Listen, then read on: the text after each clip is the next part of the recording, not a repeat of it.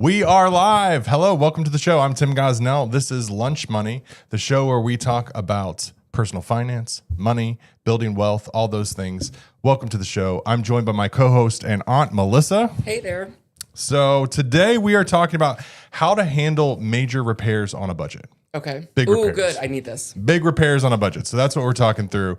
I see this as a space where a lot of people can go wrong. A lot of people can get, because panic sets in. Yes. You have this major repair, and you know what I'm lumping in with repairs? What? Body repairs, medical stuff. Because Yeah. I feel like there's a similar kind of pattern and things that can, like your kids need braces. We got to get, like the doctor tells you something that's maybe optional and you're like, what do you do? Yeah. You need knee surgery. And then how do you handle it? So that's what we're going to do. So, but first, let's visit a bit. Let's visit. So let's see. Summer Tim is in full swing. Wait. And What does that mean? What is Summer Tim? Summer Tim doesn't show. I literally got to the office at 11 o'clock today. 11 o'clock. Wow. Summer Tim is laid back. Summer Tim. And listen, that's why I'm passionate about personal finance and money, because when you're doing well with personal finance and money, you can take the risk to run your own business if you want, and then you can show up at 11 o'clock if you want to. Yes, you can. But Summer Tim is getting ready to hit a brick wall. Oh, no. And that is because Bobby's getting ready to go back to school. And that means Summer Tim is going to have to start getting up at 7 something To take him to school. Yeah, it starts next week. So I have one more. We have one more show before school starts. Summer Tim is going to be sleepy. But school time Tim has a lazy boy in his office. And Take a little nap. I fully take it. And listen, Summer Tim even takes naps, but School Tim takes a nap right after he gets into the office. Really, that early? Oh yeah. I'll drop Bobby off at school, come to the office, lay down, take 2 or 3 hour nap, and then wake up at 11. So the difference is where I'm sleeping in at, and it's getting ready to be here at the office. So, Summer Tim, let's see. Oh, Melissa is doing me a huge favor by being here on the show. So I make sure to have her favorite drink here, which is Coke Zero, which what she really wants now is Coke Zero Cherry, which is hard to find. But I needed to grab it on the way in. So I stopped by a convenience store. So there's 2 things I wanted to note about this. Well, one is from a personal finance perspective. If you are on a tight budget. Now, I always preference these money saving tips with if you're on a budget, because if you are doing well financially, if you're in a place where you're super secure and steady, we don't have to live our lives like this. Yeah. But if you're on a budget, meaning not like you actually have a budget, but your budget is tight. You're trying to get ahead. You're trying to get out of debt. You're trying to build the emergency fund. You're trying to do some of these initial things that are early on in the money milestones, which you can find at timgosnell.com. That's when we're on a budget. Things are tighter, and we need convenient stuff is not what. So you don't, as much as you can help it, you don't want to be stopping by the gas station to pick up snacks or drinks, right?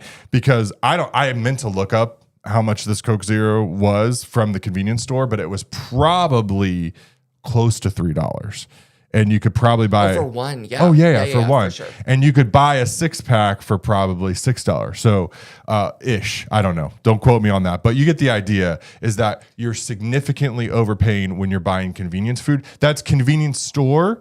And while you're at the grocery store, that's also pre-packaged foods. Mm-hmm. So if you're buying the individual packages of Cheez-Its versus the box of Cheez-Its, the box of Cheez-Its is what you do when you're on a tight budget. The individual packets are what you do if you're lazy or time. Or you're not lazy. You're valuing your time. That's right. If you're valuing your time and you want to get those, then get the individual packs. But if you're on a budget, we're buying the big one from Sam's Club or Costco. We're not buying even the box. You know, like that's what we want to do. So that was just a reminder of that. But just a little story. And we live in a smaller town.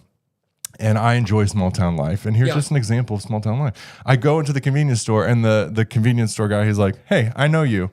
And I was like, "Oh, you know what? You look familiar too." And I was like, "Wait, did you work at Milan, the Indian restaurant?" And he was like, "Yeah, I worked there." And you guys went there all the time. And we went there quite a bit, yeah. And then, but here's the sweetest thing. So if you're a regular viewer of the show, you know that my wife has cancer. And he's like, "How's your wife?" Aw. Isn't that so sweet? Yeah. So sweet. So if you're not on a budget, here's the thing. if you have a hard time spending money like me sometimes, just know that if you're going to the convenience store, you're supporting local businesses. This is true. If it's owned by a local, he bought the gas station with a friend. So him and a friend now own the gas station. So you're supporting local when you're doing it. That's right. So that's how we make ourselves feel good about our splurges. I didn't know you went to the gas station to get that. Because I value you, Melissa. Thank you. Value I really appreciate that. All right. I didn't prep you for this, but you have a Get My Goat today. Wait, is it mine or is it yours? It's yours. Oh, is it? I don't even know it's gotten. You know it's gotten. Oh, I know it's got. Okay, give it to me. No. See if you can guess. Oh, I have no idea. Like zero idea. Etsy. Oh my gosh. I am so angry. I am so There angry. we go. All right. I have to suppress everything so it takes me a second, but yes. I'm like, how is that not bubbling up? And you're like, oh my gosh, this. All right. Yeah. So get into it. No, you start off. So Melissa has an Etsy store. She sells stuff on Etsy. I have started partnering with her and we 3D print stuff that she sells on Etsy. For me, it's been a fun hobby. I've been doing it with our son. And she started with these things called picky pads, which it's basically silicone with beads embedded in them and you pick them out. And those did really well. Scalability is an issue, like creating the pads. Because you have to make them and it's a whole process. So we got into 3D printing and we kind of found that she found this product that is what we call a spiky roller, which is a roller, which we've talked about on the show before, that has spikes on it. And she's been selling them on Etsy and it's been doing very well. We're talking hundreds of dollars a day. Yes. So dozens and dozens of roller, $6,000 in revenue. That's really good. This is Melissa's livelihood. This is your job. This is my job. This is her job. This is literally how we pay for groceries. And she wakes up one day, and I want to cuss. That Etsy pulled down both the listings that were making hundreds of dollars a day. Because of I was making medical claims. Did they even tell you medical claims? Yes, Oh, so they told did me say the category. It's medical claims. Well, Etsy, what words in here are medical claims? We're not going to tell you. Well, what do I need to do to change it? We're not going to tell you. And it was not obvious. It wasn't not like obvious. It didn't say this will cure your anxiety or anything like that.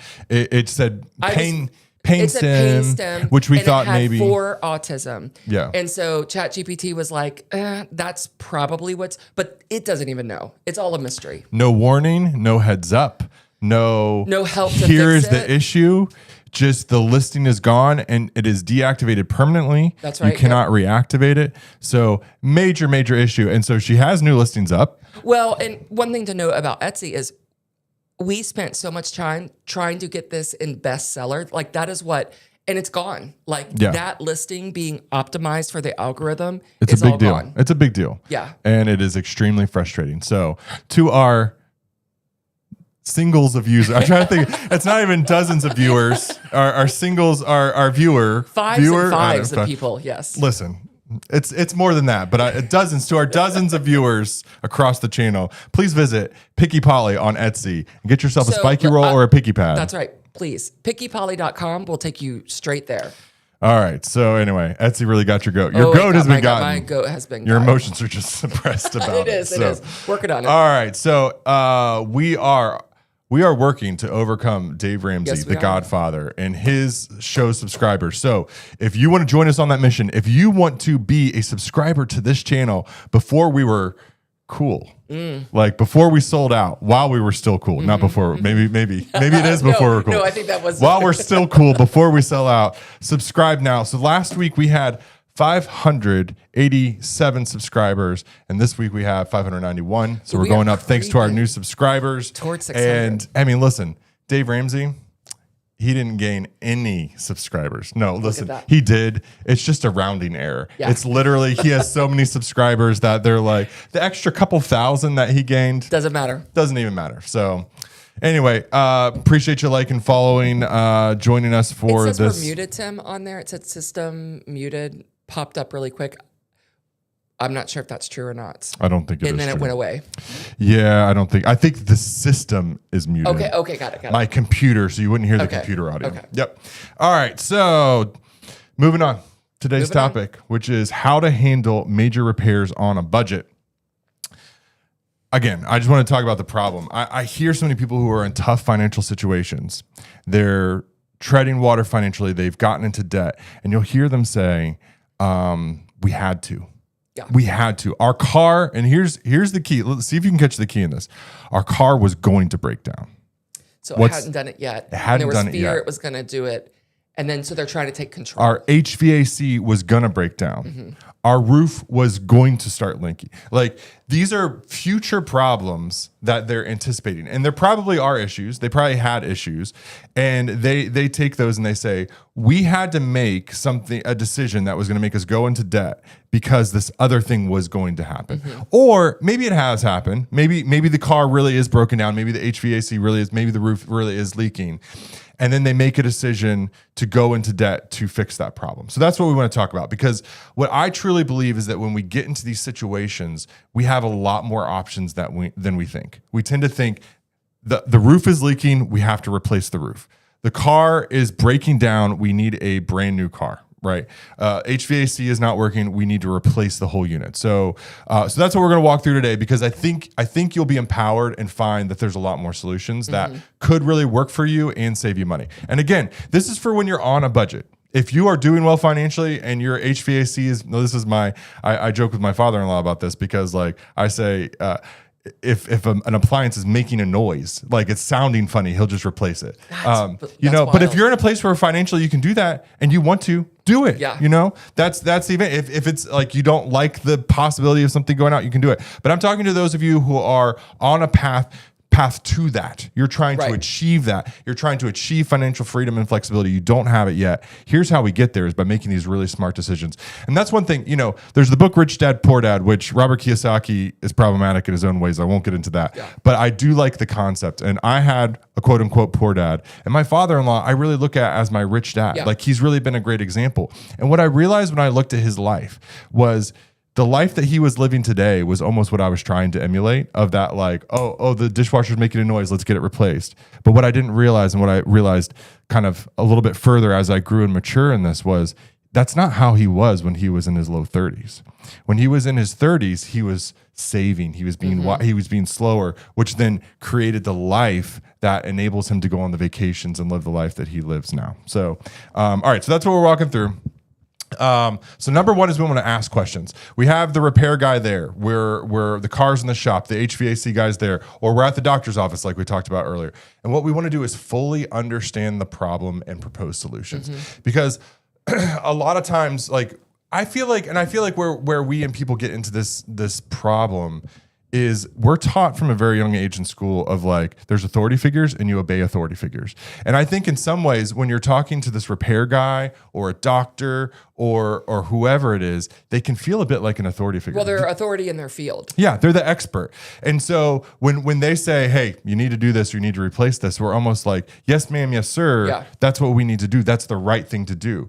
But what I want you to do is take that from an automatic yes, sir. We also have to remember, a lot of these people are salespeople. Yeah. A lot of these people are in a sales role, or their business benefits them. Yeah, they're not objective. Yeah. They're not, and even doctors, I trust doctors, but they have their own bents. And I'm not saying they're necessarily doing it for the money, but they have their own expertise. My wife, who works in the medical field, she always talks about, like, we use the tools that we're trained to use. Yeah.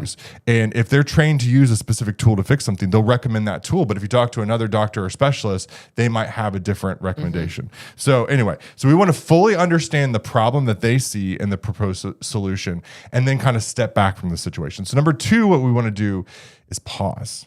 And I almost put pause, don't panic.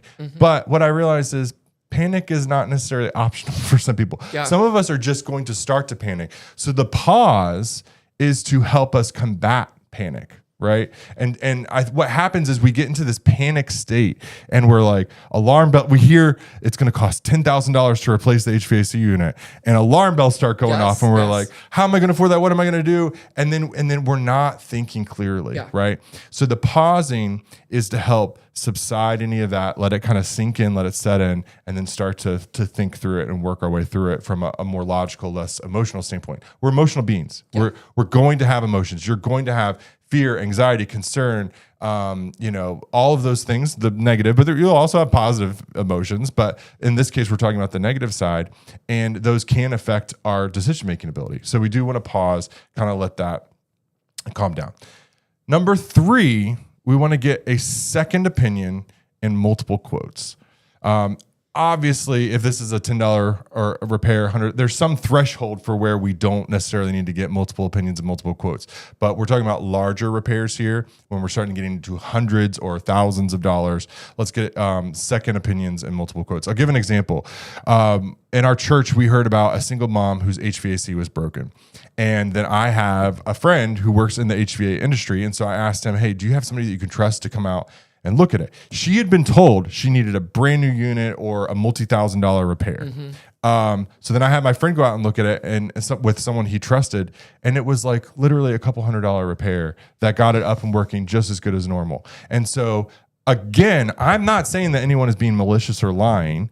I do think that does happen, but it could just be less experience, less knowledge. They saw different problems and they saw different solutions.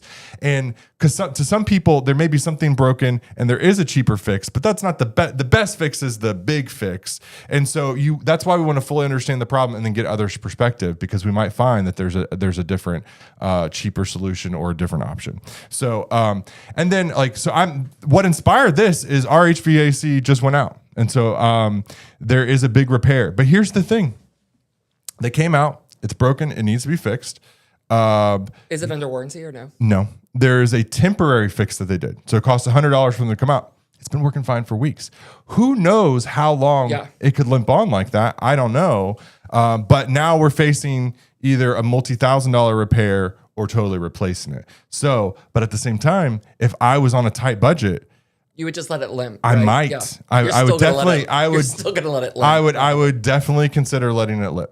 Which brings us to number 4, which is brainstorm a list of all alternate solutions. So you have the experts that came in and said, hey, this thing needs this. You've maybe spoken to multiple experts, but let's use the HVAC option as an example.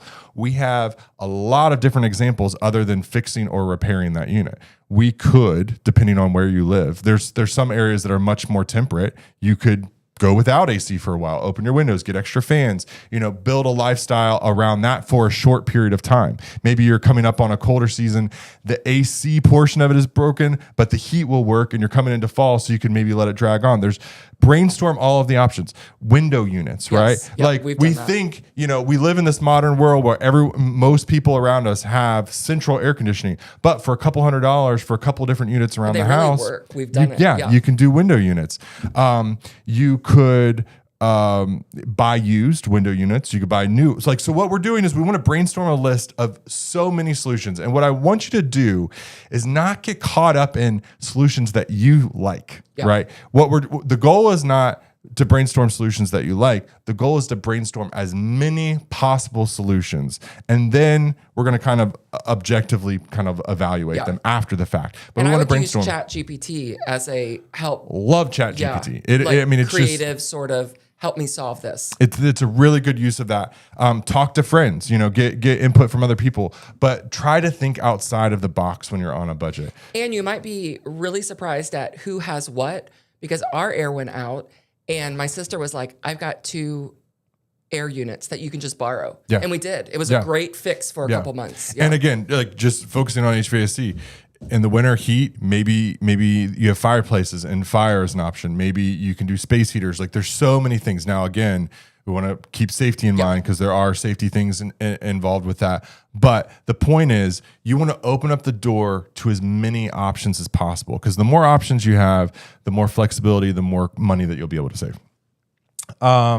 Then number 5, phone a friend. I do really recommend you phoning a friend. So for our HVAC options. Depends on what kind of friend, though.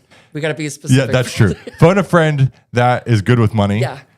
Somebody that you feel like makes solid decisions. Yeah. So for me, I called my father. We were at dinner and I talked to him, and which was really surprising. I told him I was surprised. He was like, I might just do the repair because it's a $2,000 repair. It's a $10,000 unit. So I was surprised by that. You put a big repair like that, and then it doesn't. And I've had a lot of other issues. You know what I mean? I also ran it through ChatGPT, and so what I did. Here's the great thing with something like ChatGPT. I uploaded the repair quote. I uploaded 2 quotes to totally replace it. I explained the whole situation, the brands, the age of the unit, all those kind of things. What did it say? I'm really curious. So when you get the quotes for the new units, they have like a cheap, like a you know, less efficient, less expensive, a medium, and a better. And again, energy efficiency is a part of that. So it recommended replacing it and doing the middle option because we plan on staying there for at least 10 years. And so they're like, solid. Yeah. They feel their thought. And here was my thought. As I was talking through with my father-in-law was, I plan on being in the place at least 10 years. And it's going to most likely need to be replaced within the next 10 years. The units last about 10 years. The one that we have is 10 years old. So it's at the end of its life. So it's like at some point in the next 10 years, if it's going to need to be replaced, why not go ahead and replace it now? And then we can enjoy it the whole time that we're there rather than limping along, getting repairs. Break again. Right. And so I am leaning towards the new one in this case. So what I might do, let it limp along with the temporary fix that they did, and then when and if it breaks, because it could last all winter for all I know. And then just fix it, get a new one. Fix it the next time it goes bad, then have someone replace it. So, and then number 6, we're going to make a final decision. And this final decision, this is something that my wife picked up from one of her aunts, and it was whatever the decision you make, that was the right decision. Like, because don't second guess yourself. Once it's made, let's say that you're looking at past decisions before you had this framework that we just walked through, and you're like beating yourself up, like I should have gotten more options, or I could have gotten a window unit. No, you made the right decision at the time. Now let's make new right decisions, new better right decisions for yourself moving forward. Old decisions. Yeah. You can like tweak your new decisions. It doesn't do any good to beat yourself up for what decisions you've already made. Let's just look forward and making better decisions. So thanks for watching the channel. If you're trying to get ahead financially, we do offer a free course, totally free.